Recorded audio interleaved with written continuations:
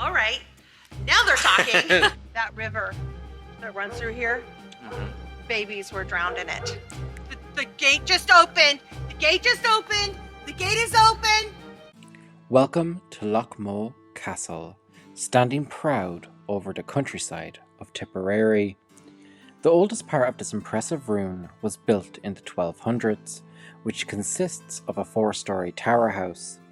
Additions were made to the original castle by the Purcell family up until 1760. Lockmoe is home to a famous legend. Many moons ago, there lived a king. The area surrounding the castle was terrorized by a gigantic beast, a boar, who destroyed the crops and killed anyone it came in contact with. To rid the land of this evil, the king offered the hand of his daughter to any brave man who could slay the beast. Many tried and failed, but a youth named Purcell saw permission to stalk the beast. The hunt began, and with his bravery and brute strength, Purcell slayed the boar. He claimed his reward and married his true love. The castle belonged to the Purcell family ever since. The legend is depicted in the Purcell family coat of arms. Rhonda and I set out to decipher fact from fiction. Will Lockmore Castle give up its many secrets to the American medium? Stay tuned to witness the incredible gift of mediumship.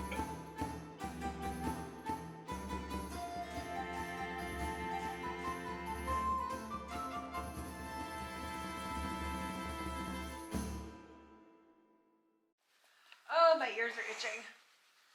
Does that mean spirit is around? Spirit is here. When my ears start itching, and I try to be as discreet about it as possible, but he's telling me his master bedroom. Immediately, Rhonda started communicating with a very brave character called Kevin the Black. Again, Rhonda has no idea what location we were visiting today, and she doesn't find out until after filming is finished. That's his master bedroom. So, where the big fireplace is? Yes. Oh, wow. So You can imagine how many floors this place had. yes, every step. He said, he's telling me right now, he says it was worth every step. And so that was the master bedroom. And he said, our master bedroom was so warm and so filled with love, and it had everything we needed that we didn't even have to leave if we didn't want to. And he says, my lady wife would stay up there for days and not come down because I wanted to make sure she had everything she could possibly ever need without having to go down. They had children. They had children. Can you hear children? I can. I can hear them. Do they physically tell you They that had they have quite a few children, or children. do you know when you're picking that up? Do you hear children? They show me. Or He's up there he's showing you. me the He's children. showing you. Okay. And she's there. She doesn't talk much. She's a bit shy, but she smiles and she has a great temperament about her.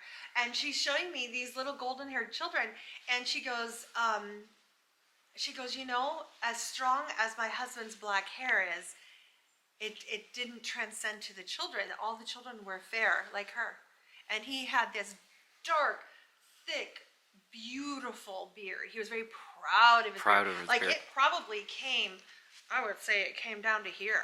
Wow. Like it was just, you know, a beard to be proud of. And he's quite masculine energy, is he? Yes. He's very... And you know, he was just, he never let anybody walk on him. But he was always classy. He was like tasteful in making sure that, you know, he was definitely the lord of the castle. He keeps saying laird. But his way always was made, but he didn't do it by crushing other people. Servants, people who, they're all watching me right now. And it seems like they're all just kind of quietly watching me. There is a woman here, and she's I would definitely see her as a maiden. A maiden. And she is the way she's dressed. She's wearing her, like ordinarily you see women with the big dresses. She's not dressed that way. her dress is very straight and more close to her body, and she has a long straight hair. There was a man, who was in love with his lady love. He loved her, and he wanted to win her hand, and so in order to, he wanted to prove himself to her father. Yes. Her father wasn't going to easily let her just go with anybody. And this man knew that a feat had to be accomplished in order to win her hand. So there was this black pig. Okay. It was like, I don't want to call it a hog. I keep hearing pig. Okay. But or even I'd want to maybe call it a boar, but it wasn't. A boar. It was I literally keep getting corrected. Really? Every time I want to say, like, I'm having this conversation Hog with them in my to me head. wouldn't be a very European way of saying it. No, and I want to say boar. Yeah. And they keep correcting me. It's and a they pig. say, no, it's a pig. Keep it simple. Pig. Yeah. They're like, pig.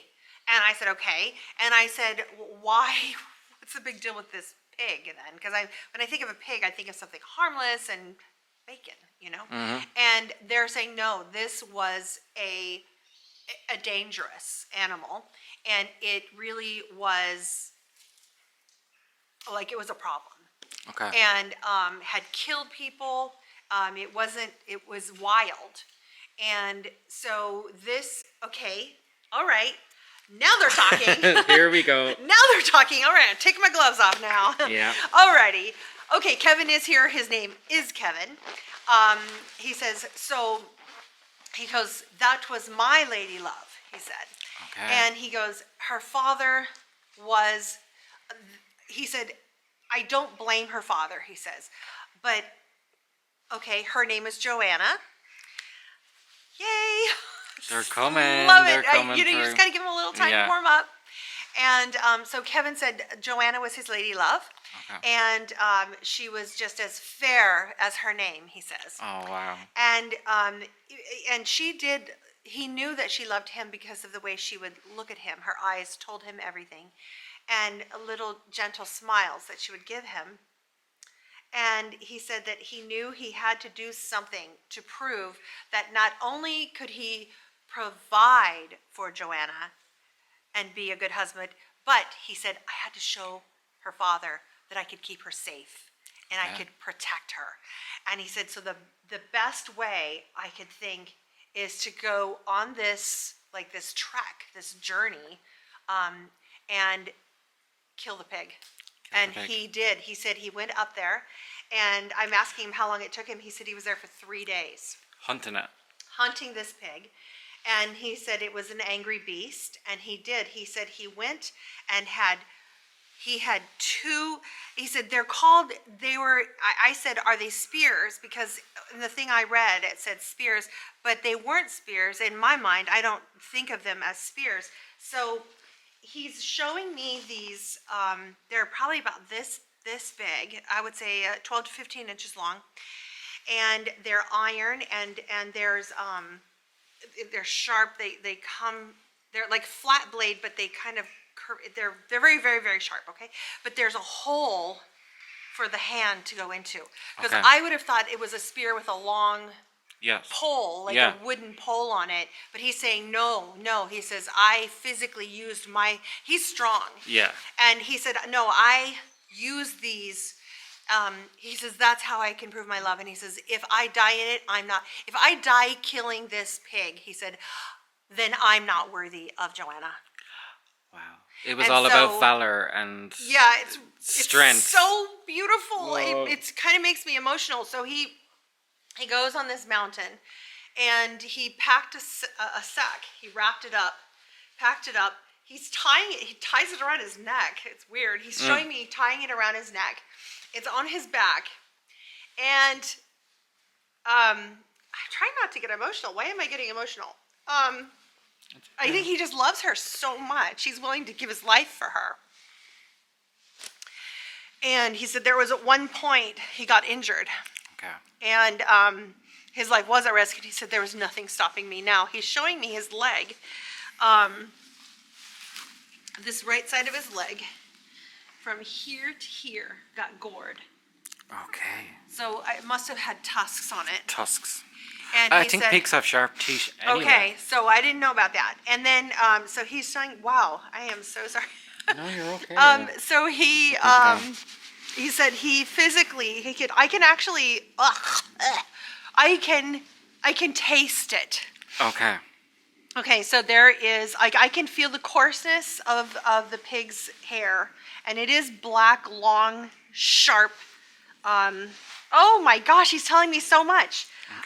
Okay. Go with it. So he said he jumped on its back, and he was straddling it. Here's the head, and he said I went like this, and he says I knew I had one moment to do it, and he hugged him as tight as he could with his thighs, and he just gutted him like this. Oh my and that's God. how he killed it. 2 at one time, and he said he did passion. not let go until the pig stopped fighting him. And then there's oh my God. So there's so much that's coming through. But he's there's a picture 1,000 words, right? So he's showing me this movie, and what he's also telling me is he brought this pig back. He says, I would have loved to carry it on my shoulders, but it was too large. It was very, very big. So he tied up the hind legs. Yes. Hind quarters, is that right? Yeah, or hind legs. something like that. Yeah. And tied it up and carried it back on a rope. But here's what he's telling me, because when he was hugging it, his face was in there like this, and his beard was mingled with the fur, the bristles. He's telling me goodness. of this. They this would have been pig's quite sharp. back. And it was very sharp. It Yeah. was cutting him. Yeah. He said it was cutting him, and it just made him fight even more, because he was just like, oh, I'm gonna beat you. He was I am so gonna in love. beat you. He was It's so like in you love. and me. If it's you or me, It's the on. better man wins. Yeah. The strongest man wins. It's a fair fight. And, you gored me, and I'm going to gore you. But then as he's hugging him, this is the thought. Oh, someone just flicked my ear. Okay, so that's Kevin. That's Kevin. Kevin is here. Because of what I'm getting ready to tell you right now. And so you know what he said? When he's hugging the pig and stabbing it and holding it there, and he's not letting go, and he just keeps digging and digging and digging as hard as he can. At this moment, his face is... like every muscle in his body that he had and that he didn't know he had was bristled to beat this, right? And while his face, like I could smell the wild smell. It's just awful. And you can smell death, right? Okay. It's happening. But while these, the fur was going this way, and he was pushing against it this way. So it was actually, he was going against the grain of the bristles. They were poking his face. And do you know what his thoughts were in that moment? He's telling me right now. He says, I'm going to make so many hairbrushes Out of you. for Joanna's beautiful hair. Oh, wow. And he said that she had very light hair. I wouldn't say as light as mine, but it was a light blonde, beautiful, glistening hair. And he said through the rest of their lives together, that he still would he'd go up to her and lovingly pick out a bristle that maybe had fallen out of the brush, because he would make brushes for her out of the bristles of this pig that he killed, and for the rest of his life, he lovingly, if he catch a black bristle, he knew who it was from. Oh, wow. So, Rhonda, is Kevin still talking to you? Kevin is here. He's such a gentleman. He's just kind of hanging out. He's got his arms kind of folded like this. And he's just watching me. I mean, he really was just a good man, and did his best to help his community And do you work think hard. any of these spirits would be seen by people? I think he definitely would be seen. He has a very strong energy here. Are you getting here. maybe how he died? Oh dear. I don't know if it was him or not, but I did see a flash of someone being hung. Hung. Okay. Yeah. So I don't know. I don't believe that was him. But I do see someone hanging, not in here, but outside on a tree. It's filled with the smell of bread in here. I mean, You can physically smell it. my mouth is watering. Oh, wow. My okay. mouth is watering. I can smell freshly baked bread wafting from this direction over here. Okay. There is a woman here. She's darling. She's about this tall. Okay. Her head is kind of wrapped with some cloth, and she's wearing a dress that's kind of has an apron wrapped around it, and long full skirts. She's been here for a while. She works in the kitchens. Okay. And I said, "What is your name?" She said, "They call me Nanny." I said, "Is that your real name?" And she goes, "Our given name." I asked her in my mind. I said, "Is that your given name?" She goes, "Oh." She goes, "Oh." She goes, I've been called Nanny for so long by so many bairns," she said, that, she says, "I don't even know me own name," she says.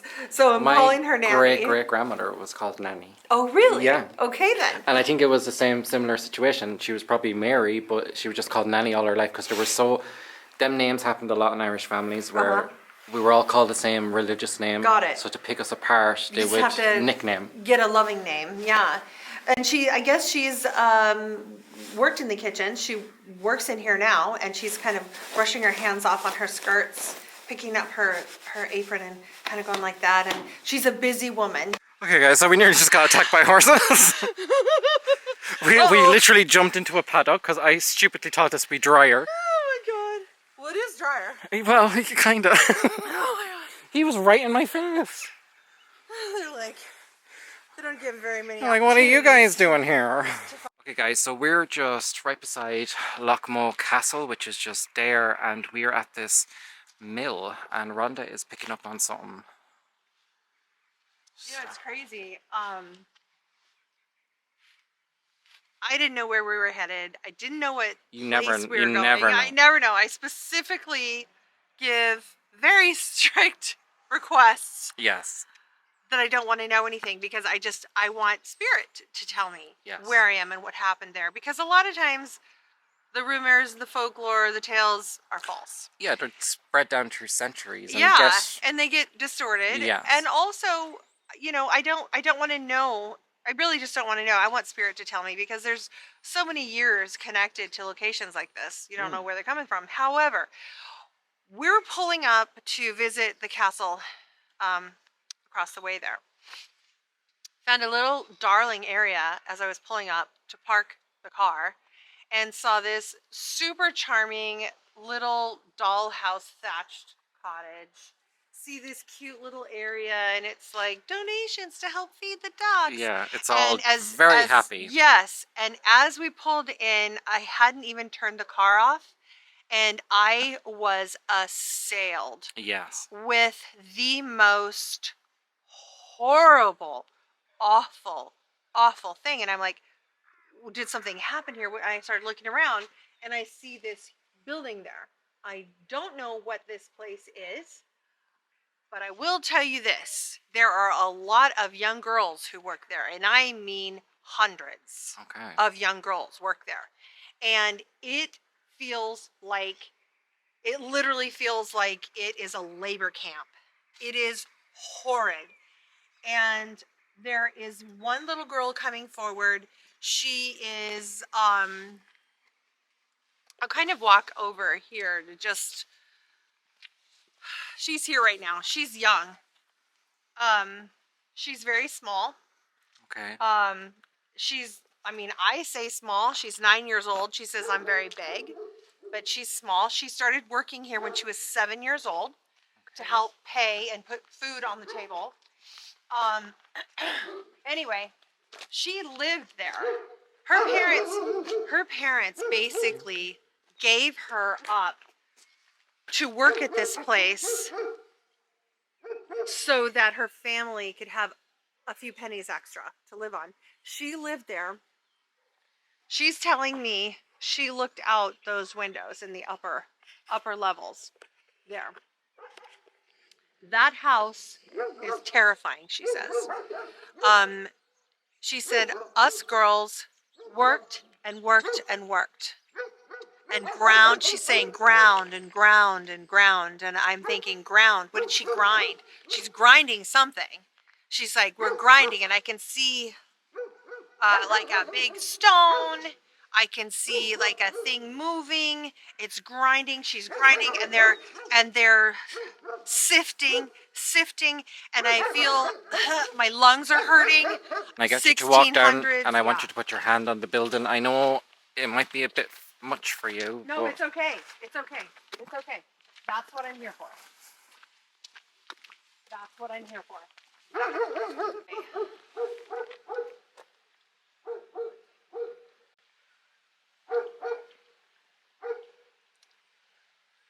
Okay, I can hear it.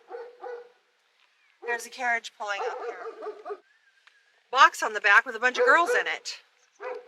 It's like it's transporting young girls. They're coming and they're all scared. It's dark. They enter through this door. Right over here is a door. Okay. Okay. Well, I can kind of make out a carriage. See this kind of semicircle thing? Oh yeah. That would have been where the carriage went. Okay. Sweet Well, Jesus. a carriage came here. She said they came in this way. She can. I'm just going to continue to channel here. A carriage is coming up. The horses are black, and there's a man driving the carriage. The man that's driving the carriage, I mean, you would automatically think that at a place like this, it's quite large, that they would have had like a liveryman or a coachman or whatever that worked for them with the horses, but no. It was the man that ran this. This is like a workhouse. This is I want to call this a workhouse, and it was active for a long time, and people came here, they died here, they starved to death here. They were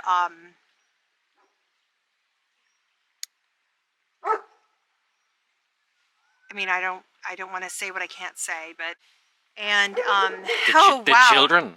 The children were, yes, and there are that river that runs through here. Mm-hmm. Babies were drowned in it. Oh my God. The babies from the abuse were drowned in there, and she said she was never touched, but she said she has a friend of hers, Millie, who was here, and she was here as a child up to the age of 12 when she was this is the little girl that's talking, and she goes, my friend Millie, till she was grown, and she's calling her grown at 12. Her baby was taken from her after that horrible man who drove the carriages, living in the big house, they called it, and the babies were drowned out here. She said they were drowned like cats. So, a hell of a lot of darkness. No wonder you were so distracted at the beginning. It was awful. Because even when you were walking towards Lockmore Castle, stop you were being around. dragged. Yeah, even when I was in that castle, I kept being told, come back here, I want to tell you, someone needs to know. And the gate just opened. The gate just opened. The gate is open. Zoe? It's probably electric, is it? It's opening right now. Oh.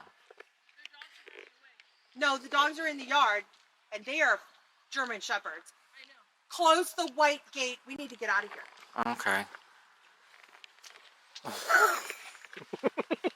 Like, those are police dogs. How did they open the gate? Well, this is a public park. Yeah, well, those are dogs with the gate wide open, and they're German Shepherds. We're not having fun with animals. Unlock the car immediately.